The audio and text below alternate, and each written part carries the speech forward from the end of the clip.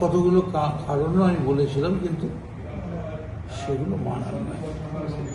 আপনি কি এখন মনে করছেন এই তৃণমূলটা হচ্ছে মূল স্রোত? দেখুন, অস্বীকার করে তো লাভ নেই। একটা মানুষের জন্য একটা জাতকে তো আমি বিসর্জন দিতে পারি না। Only for one man.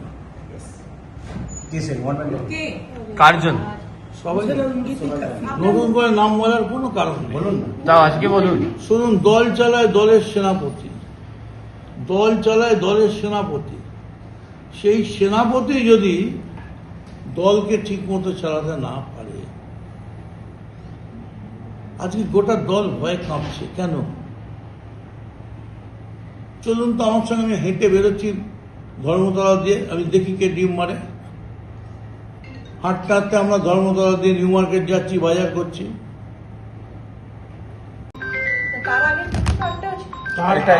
তার আগে যেটা আছে,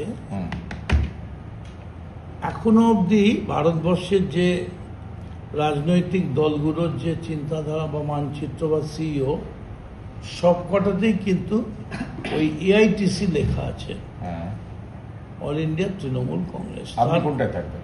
তার মধ্যে আবার দুটো ভাগ হয়েছে।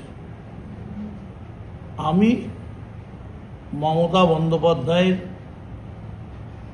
তাকে সম্মান জানিয়ে, তাকে ধন্যবাদ জানিয়ে, এবং দীর্ঘদিন তিনি আমাদের পাশে থেকেছেন, আমরাও চেষ্টা করেছি কম বেশি করার।